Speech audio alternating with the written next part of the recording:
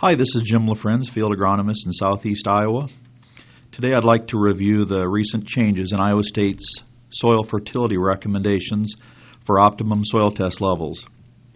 To do that, I will reference the publication PM 1688, which corresponds to nutrient management. This chart shows the optimum phosphorus soil test levels, and they should be around 20 to 25 parts per million for alfalfa and wheat fields, and 16 to 20 parts per million for corn and soybean fields. For potassium, we would like to maintain levels around 161 to 200 parts per million for all crops, and this does represent an increase from previous years. The numbers in the yellow box represent the percentage of applications expected on average to produce a yield response according to Iowa State University's research.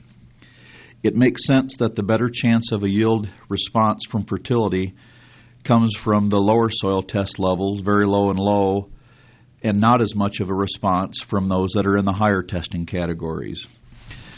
Next, I'd like to share the results of a soil testing project that we did in 2014, where we grid soil sampled 45 fields in 2.5 acre grids in our Growing Point agronomy trials. The first chart looks at the phosphorus levels in these fields, representing 1,890 acres and 810 soil sample sites. We just mentioned that we would like to see 16 to 20 parts per million in phosphorus for corn and soybean production, and this level is shown in the green bar across the slide. You'll notice that when we sort the 810 sample sites from high to low phosphorus levels, many of the sites are at or above 16 to 20 parts per million, with a few lower. On the next graph, we break down the same phosphorus soil test sites by individual fields from high to low.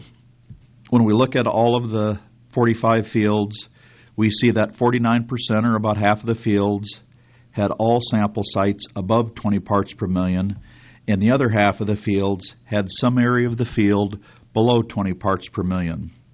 Overall, phosphorus levels were pretty favorable, with some opportunity of increasing yields by addressing those areas of the fields below 20 parts per million. On the next slide, we look at potash levels from the same 810 soil sample sites, and again sorted them from high to low soil test levels. We can see that there are several sample sites below our optimum 161 to 200 parts per million, and this represents an area of opportunity for increasing yields if we can address these low areas of the field. In the next chart, we again sort the potash sample sites into each individual field, again from high to low. It shows that only 11% of the fields were optimum or higher in potash levels, and 89% of the fields had lower than optimum levels somewhere within the field.